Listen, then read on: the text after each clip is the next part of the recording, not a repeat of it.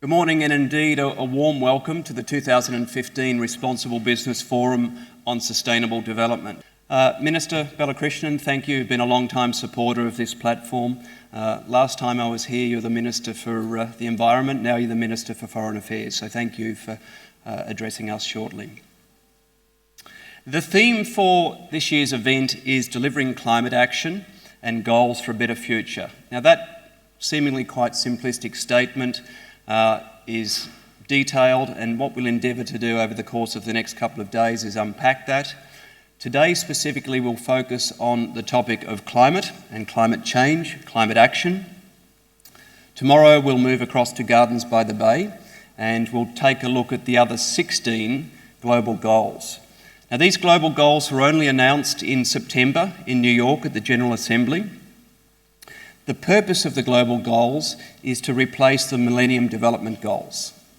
Okay, these goals will guide sustainable development, process, practice and implementation through until 2030. So we'll take a deep dive into each of those goals. To say that 2015 is a landmark year for climate action is indeed an understatement of the very highest order. For those of you, and I know there's lots of familiar faces in the audience, have been following this process for 20 plus years. This is a historic year. The UN Convention of the Parties, the framework, the intergovernment panel that was assembled in 1992 in Rio to deal with climatic change, at that time agreed that the planet was warming.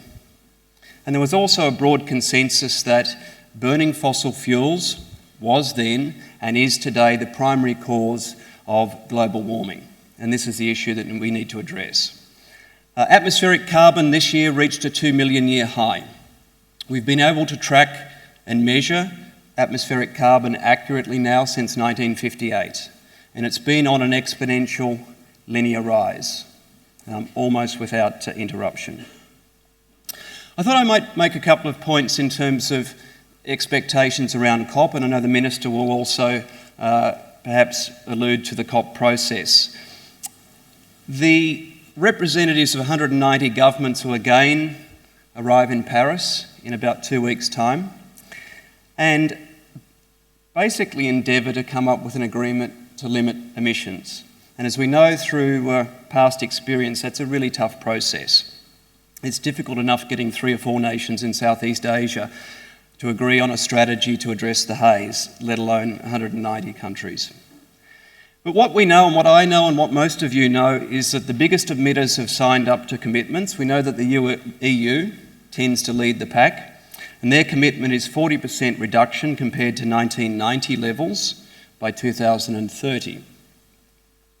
The US will cut its emissions by 26 to 28% compared to 2005 levels by 2025, and China has pledged that its emissions will peak and then decline rapidly at 2030. So therein lies one of the complexities, is that we're not actually comparing apples and apples in the process itself.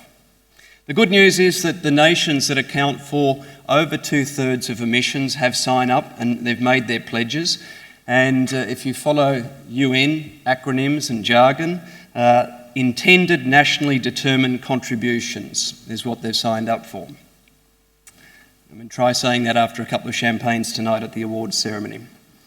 What we do know, however, is that the commitments made, and this is very clear, and it's been clear to me who have been following this process for 22 years, is that the commitments that will be made in Paris will not be enough. They will not be enough to cap emissions at 2 degrees, so we're going to have to do more. And the way I look at it is that the only way forward is to reduce emissions outside of the intergovernmental COP process. And essentially there's 2 ways or 2 platforms to do this. The non-state actors, so local councils, local governments. We had the pleasure of meeting with the Mayor of Bristol in the UK.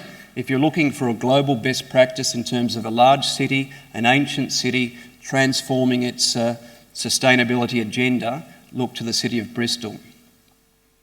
And of course the people in front of me that represent business, 85% of the audience at Marina Bay Sands today represents global corporations. It is business that has the resources, it is business that has the human capital, the financing, the technology, and the innovation to drive transformational change. So we look forward in the course of the next couple of days to exploring these issues, to looking at innovative solutions. And with that, I would like now to invite our good friend, the Minister for Foreign Affairs, Dr. Vivian Balakrishnan, to deliver some opening remarks.